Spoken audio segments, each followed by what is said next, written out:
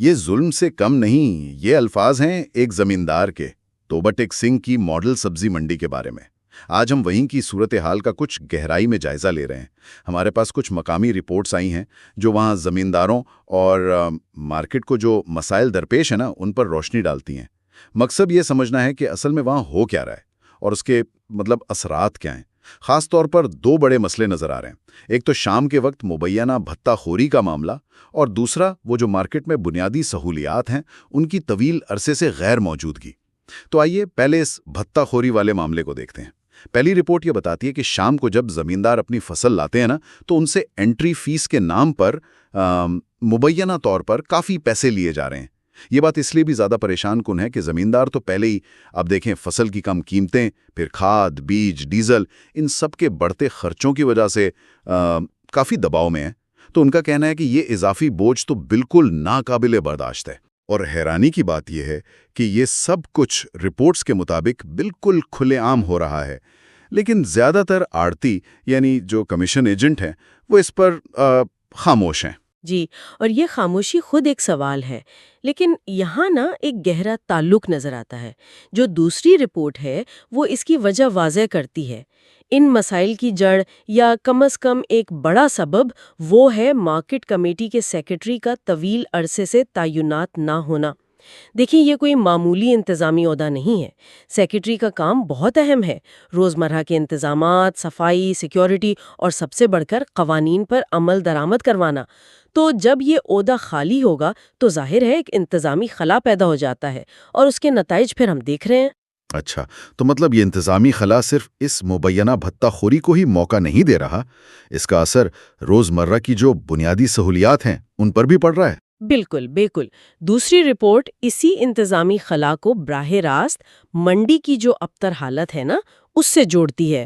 ذرائع بتا رہے ہیں کہ وہاں سڑکیں ٹوٹی پھوٹی ہیں، بارش ہو جائے تو پانی کھڑا ہو جاتا ہے، نکاسی کا کوئی نظام ہی نہیں، ہر طرف کیچڑ اور گندگی۔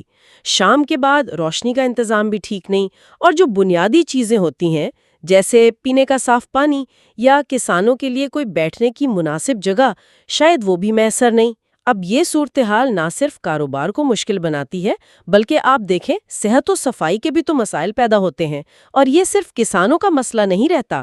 آڑتی ہیں، خریدار ہیں، منڈی سے جڑا ہر شخص روزانہ ان مشکلات سے گزرتا ہے۔ یعنی ایک طرف تو زمینداروں پر یہ اضافی مالی بوجھ، اور دوسری طرف پورا کاروباری ماحول ہی خستہ حالی کا شکار ہے۔ یہ تو واقعی دوہری مار ہوئی۔ در حقیقت یہ انتظامی کمزوری جو ہے یہ ایک ناسور کی طرح پھیلتی ہے۔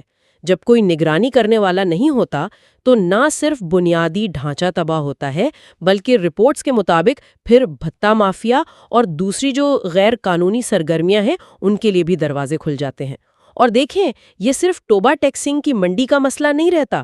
ایک مرکزی منڈی اگر صحیح کام نہ کرے تو اس کا اثر پورے علاقے کی زرعی معیشت پر پڑتا ہے۔ سپلائی چین میں رکاوٹیں آتی ہیں، قیمتوں میں غیر ضروری اتار چڑھاؤ آ سکتا ہے، کسانوں کی حوصلہ شکنی ہوتی ہے۔ اسی لیے تو مقامی زمیندار اور آڑتی فوری طور پر مستقل سیکرٹری مارکیٹ کمیٹی کی تعیناتی اور مطالبہ کر رہے ہیں۔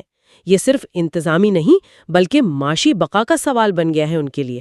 تو ان رپورٹ سے جو تصویر سامنے آ رہی ہے وہ تو کافی سنگین ہے۔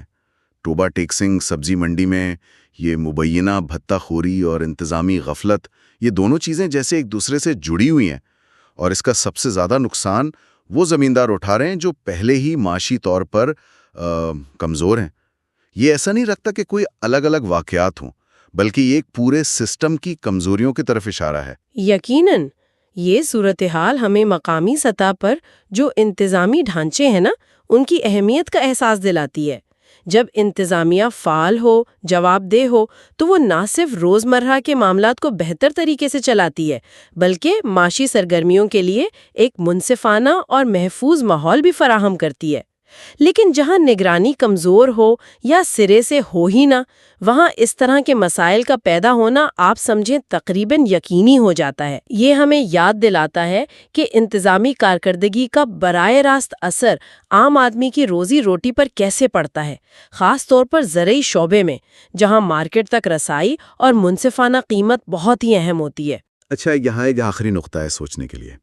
رپورٹس تو کہہ رہی ہیں کہ فوری حل ایک مستقل سیکرٹری کی تعیناتی ہے، ٹھیک ہے، لیکن کیا صرف اتنا ہی کافی ہوگا؟